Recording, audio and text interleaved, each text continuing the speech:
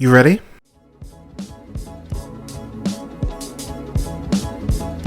You're listening to the Real Pineapple Podcast Network.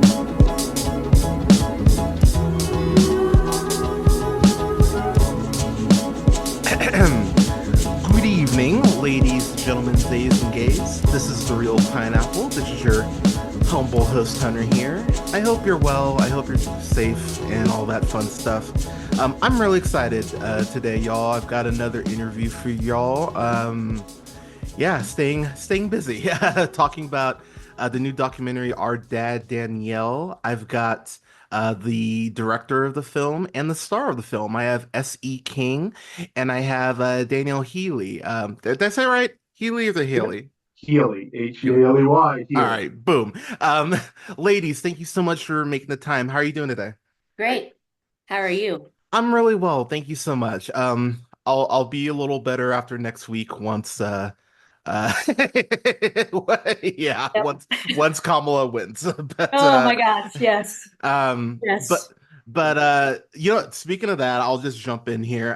So Danielle, as someone who lived in Austin for like a decade, I know like that's one of the few kind of liberal bastions in a state that quite frankly confuses me. And and hearing you talk about coming out and transitioning is incredibly powerful, and I appreciate so much the way that SE you were able to capture that, and Danielle for your unapologetic truth. So thank you to both of you for that. Um how is it being in Texas going through all that? Like just because I know myself when I moved, that would have been like 20, God, what would that have been? 2012, 2013. It was starting to get worse, quite frankly. And so, yeah, how do you being a lawyer, how do you kind of navigate that along with being a trans woman? Um, it's it's gotten worse over the years, especially now. It's a very oppressive atmosphere for trans people. I think all LGBT people, and also I think even other minorities are feeling the weight of this oppression. Um, when I say we're, the trans community especially, is being demonized Yeah. beyond any boundaries that could possibly be acceptable or tied to any realistic issue. I mean, you have this whole thing about trans girls playing sports, and I think I saw a study not too long ago that applied to roughly about 60 or 70 kids in the United States. Wow. So yeah, you probably have 20 commercials for every trans kid playing sports. And in Mm, Texas, the only um, time that became an issue was a trans boy who was forced to wrestle in a female wrestling competition because he had been born a girl, and that made the girls very, very uncomfortable and unhappy. Um, so here it was the opposite, and that was a trans boy who was playing in a girls' sport by the requirements of the Texas government because he had wanted to wrestle with the boys. So this whole thing is really just, in my mind, persecution, and it's the kind of persecution you see historically, where politicians seize on a little known, politically powerless group that that don't really have a lot of education out there about what who they are and why they're in that situation, and they exploit it. And nobody wants to be trans to begin with. I mean, I think every documentary I've ever seen where a trans person is interviewed, it comes out that that person didn't want to be trans, and yeah. they fought it. And I fought it for decades with every type of tool I could muster between medicine, psychiatry, religion, and yet I finally had to deal with it. Well, especially for the So older generations. I yeah, think older generations, obviously, that's different, but I think absolutely for the older generations, your story absolutely is very, very true. right. Oh yeah, and now the resources are a little bit better, Yeah. but in Texas they're being withdrawn, and Yeah. that's part of that's part of this bizarre turn of society in certain states where it's like we want to go back to the 40s or the 50s and eliminate abortion, eliminate contraception. J.D. Vance at his most extreme wants to eliminate divorce, um, and that's Yeah. just incredible that you have people advocating for these measures that all good reason and common sense have prevailed over the years, and now we want to dial it back. It's hard being in that environment, even though I have a job, a very good job, I have a profession, I'm able to help other people, and do things like help with name changes and asylum applications and you know class action lawsuit that I represented, um, trans women who were in the Texas Department of Corrections. You know, even I'm who have a lot of things going for me that most trans people don't have going for them, feel the oppression, feel the eyes burrowing into me, feel the government throwing its weight against me. Yeah. I guess follow up to that. Because, as someone who's always trying to, use this platform, use other things at my disposal to be a better ally. I think the thing that I found so fascinating, and I was so happy, SC, that you brought this up, was the transgender like um the bathroom thing. Because honestly, okay, so um one of the things about that just drives me nuts is that that's such a boogeyman, like that's such a straw hat argument. Like that's one of those things where I'm like, why would this be an issue? Like there's no way this would be this would be an issue.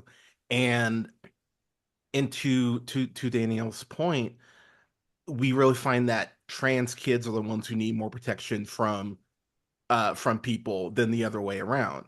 Absolutely. And I think what I find so interesting and quite frankly disturbing about Texas is how the church culture is so ingrained in there. And with all the I'll be nice today, with all the scandals that have followed churches for decades Yeah. versus the trans bathroom argument where that's so not an issue and there's no evidence to even support that that would be an issue.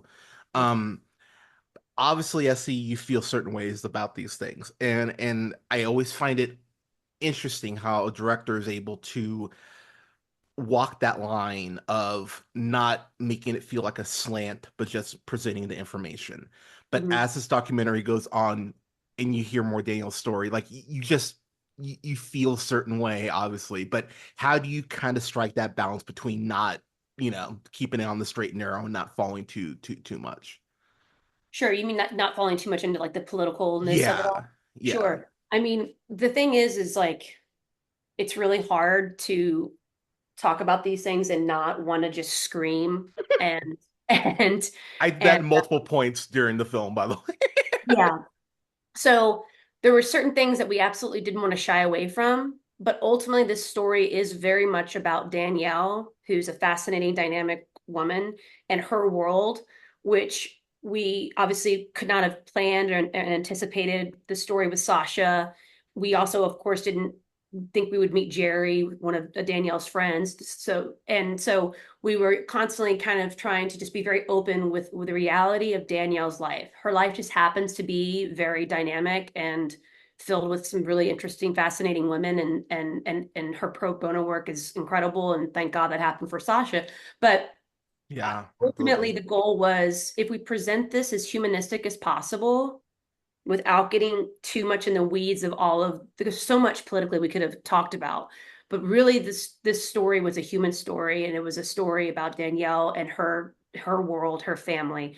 And so we wanted to call attention to some of the things that we absolutely like we're just talking about every day, right? Because Danielle's a really bright woman. We were talking about the bathroom bill, like she talked about it a lot. So it felt weird not to include it, but we didn't want to dwell too much on that. We wanted to kind of present that, let the audience decide how they feel about it, and then get back to these other access points, which were obviously Danielle's love of her family, fighting for her career, fighting just to be able to be authentic.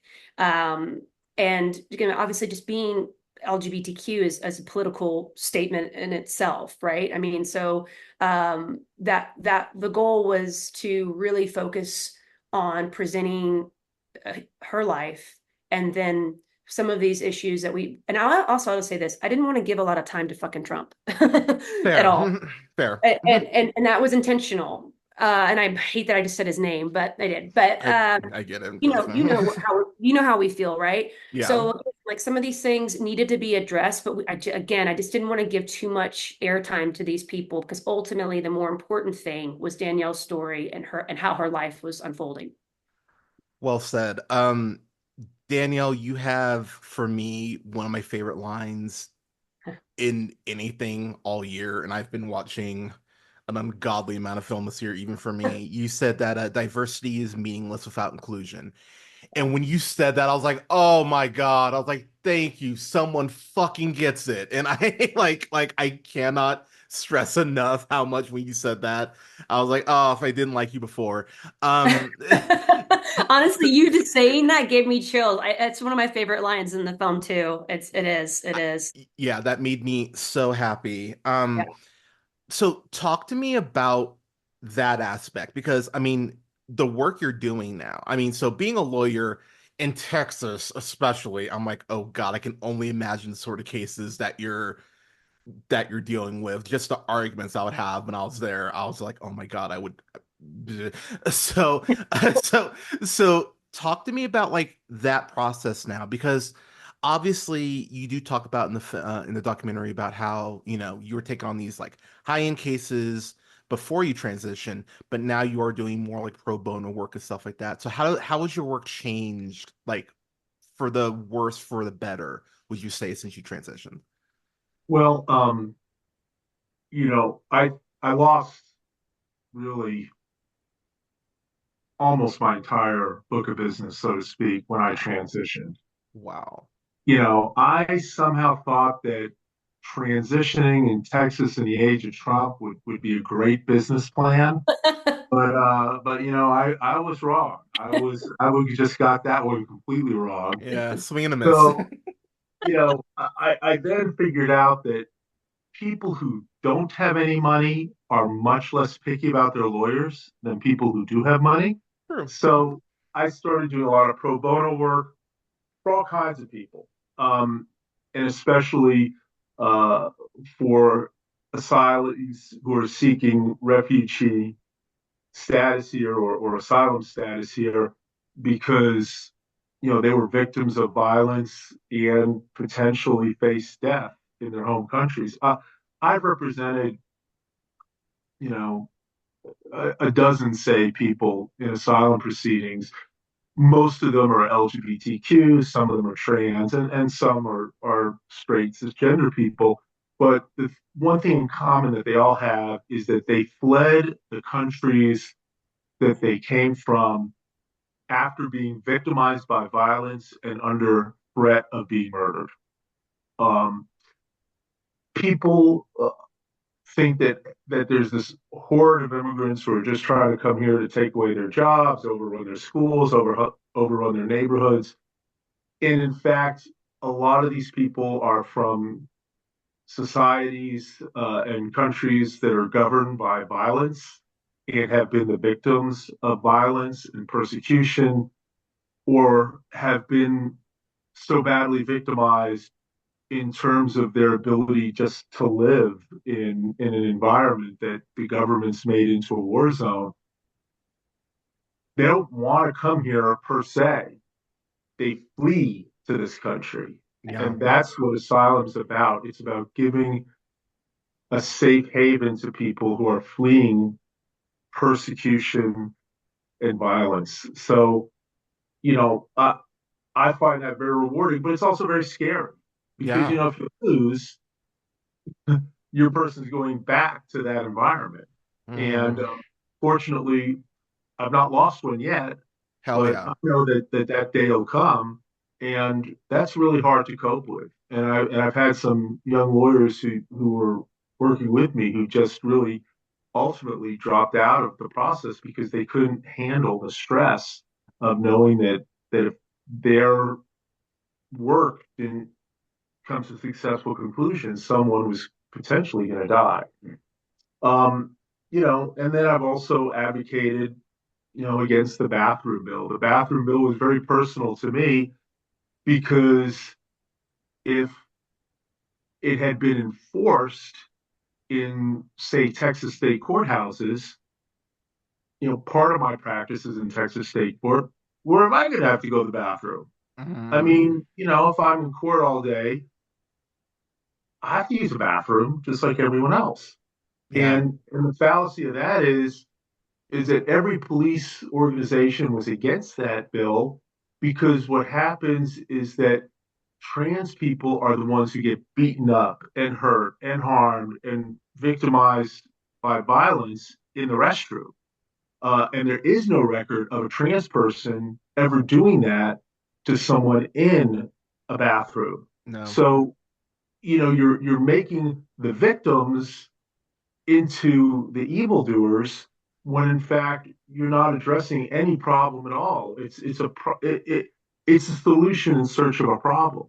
And Mm. it Wow. would have Okay. personally affected me if it had been enacted into law. So, I came out hard against that bill and testified against it and tried to organize against it. Um, and I've also did a class action with the American Civil Liberties Union on behalf of trans women who were in Texas prisons. Really, it was just the simplest thing, and that is that they be allowed to wear appropriate undergarments. Yeah. That's all. Yeah. That's it. And how trivial to me or to you that sounds that you get to wear your underwear Yeah. that matches the way you think and feel and are. And maybe you're picking between boxer shorts and briefs, and these folks are really being dehumanized because they're not allowed to wear appropriate underwear. Whether they buy it, whether it's provided for them. I mean, it's just bizarre, absolutely bizarre. That's happened, but it's happening, and it happens for no good reason, no good purpose. So, I try to do what I can, but I'm one crippled old lady. I can only do so much, and we need help. And I'm afraid that if this election goes the wrong way at the national level, we'll lose our federal safety net. And it's already gotten some holes punched in it through some of the judges that Trump has nominated and put on the bench in these remote places like Amarillo, where the right wing has flocked to file cases that no one ever thought could be filed in this day and age. Yeah. SC, I'll throw it back to you. I love the beginning of this documentary, how you went like, oh yeah, we're gonna make this into like a movie, and then you show that footage and you're like, well, actually, we decided decided to uh to pivot. Um, given the material that I actually saw at the beginning that I thought was fun, is a trans comedy or an LGBTQ comedy, is that something you'd like to explore potentially down the road? Absolutely. Yes. I mean, my background is in comedy. I always wanted to be a writer director, but I purposely went to Chicago to study under like the greats at the Second City, Annoyance, Oh, Improv nice. Let's Olympic, go. where I Yeah. did improv and stand up. A lot of that for me at the time, I was still closeted. And so it was really for me free therapy, if I'm being honest. I was really drawn to that because I could get out all these characters and all my frustration on the stage and also kind of hide behind characters. And that was a really wonderful experience. But my degrees in radio, TV, film, and then my background's comedy. So ultimately, and Danielle and I have talked about this, we would love to work on something again that's like a narrative, that's a comedy, because Nice. Danielle also loves comedy. And that's part of the reason why there's moments of comedy infused throughout the film, because comedy, humor is such a profound way to heal and to also shine a spotlight on things that might be a little bit complicated or hard to talk about. And so I personally find so much power and healing through comedy. And it was really important to have those moments where we could explore some jokes and some fun throughout the film. But yeah, we definitely will do that in the future. I definitely will. And I'd like to do something again with Danielle. Oh, absolutely. I mean, I tried my hand at stand up at That's open right. mic for about a year and a half, and I tried writing that little web series because there are a lot of you know funny little things that come up in transition and living your life as a trans person that would make for a good comedy. And I think it would also make for a comedy that has both truth and humor in it. So I think it'd be a great idea. I don't think you need to have an intense drama like Transparent was in order Mhm. to deliver education or message or enlighten people about trans stuff. I mean, I think that you know trans people are just like other people, and that's my main message here. Trans people are no different from everybody else. Funny things happen to them. They do funny things inadvertently. They have missteps. They have accidents. They say things that are stupid. They say things that are insightful. It's just part of being human, and trans people are just people. Yeah. I do want to say something. I'm sorry to just add. So Danielle did start doing stand up and it was really incredible and it was hard because there was aspects of that in one of the versions of the film, but because once the Sasha stuff really developed and we were worried about time and we were worried, pacing so important in Absolutely. when you're editing um and the pacing was something I was obsessed over. And so I went back and forth with including the stand up because it was so good and it was so cool. And we're actually going to do something with it to promote the movie. We're going to my wife and I who edited the film with me and was one of the main editors and then also was the producer. We have so much great footage that we ended up not using, so we are actually going to take some of her stand up and use it to promote the film. Oh, But hell yeah. it was so cool and awesome to see Danielle do that. Like, and the crowd's reactions were always so fascinating too. And we had some of it at the end of the movie, but I can't remember now if that's still the case during the credits. I'm brain dead. But long story short, that stand up will find life. It'll find life. Okay. Last question I have for And y'all because you know, I'm and it's Oh, sorry. no, good, go down.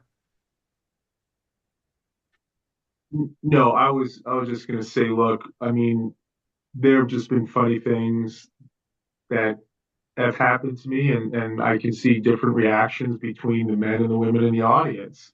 Yeah. Um, and as living as a woman, you know, I can see, the young women in the legal profession thinking, oh, we've made it now, we're equal, and I'm like, not quite. Yeah. That that so, statement you so made, yeah. there are a lot to learn. What were you gonna say? Sorry. Oh, my bad. I was just gonna say real quick But when you I talk have about gotten a lot Dundalk, of my yeah. practice back too, so So there is hope. last question I have for y'all. For people who aren't members of the LGBTQ community but are allies of it, um, as things stand where they stand, what can we do? Like, I know it's such a loaded question, but like, what can we do, big, small, middle? What can we do to go ahead and support y'all like on a bigger, like how can we do that? Like, again, I know that's a loaded question, but I'll SC, I'll ask you first. But Sure. yeah, Thanks. No, I'm good. Um, no, I mean, I think, look, like one of the things we've talked about, I don't know what the percentage is now, but it's somewhere around like say 60% at least of Americans haven't knowingly met a trans person, they say, right? So that's a huge percentage of our country that doesn't even have a trans friend, never knowingly met a trans person. So they really have no idea what it even means to be trans, and the humanistic part of it is so removed because it's so easy to vilify it when you don't know someone, when you haven't met someone in person. Imaginations and fear-based people, the narratives they can create in their head, and especially if there's watching this crazy propaganda, it's because they haven't actually met a trans person. This film is really trying to just introduce all people to a trans person, especially people who've never met a trans person, yeah, with a simple point that of course trans people are just people. They're beautiful, loving human people who have insecurities and faults, but also beauty and strength, and they're just like everybody else. And the more we can just humanize them, because they don't need to be normalized, they're normal, they need to be humanized. And so the more we can share honest stories that are beautiful and nuanced, that live in the gray and don't try to do silly stereotypes, that's where the power is. well said. Danielle, what about you? I think that what an ally can do the most is to show acceptance for the trans and LGBTQ people in their life to other people.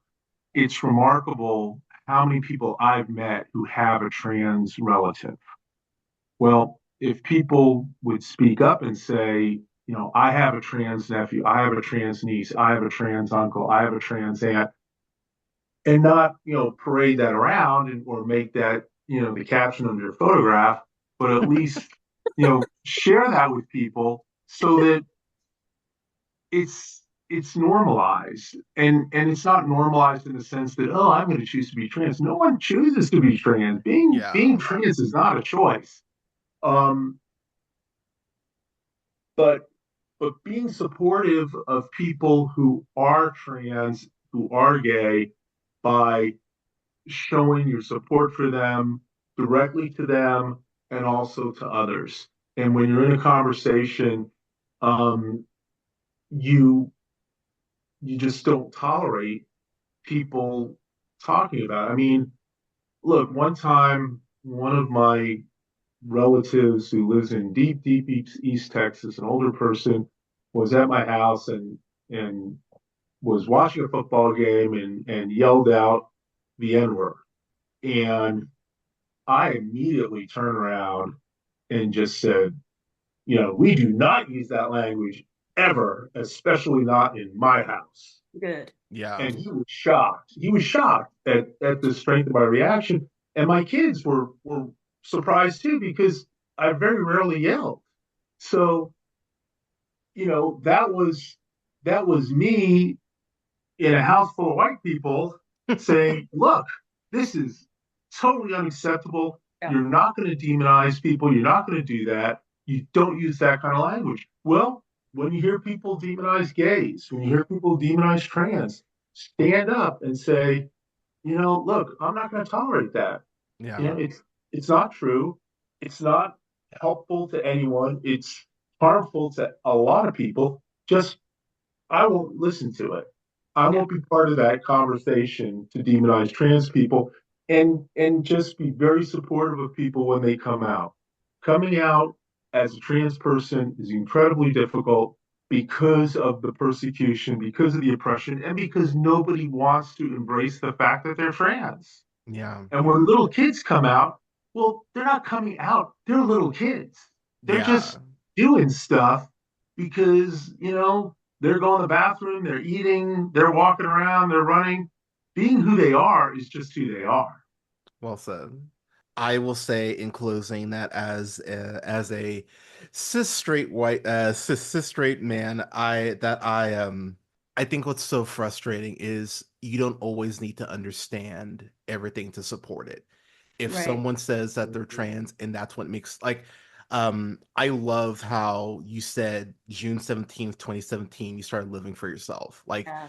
that just made me cry so hard, and I'm so happy you're able to find that piece.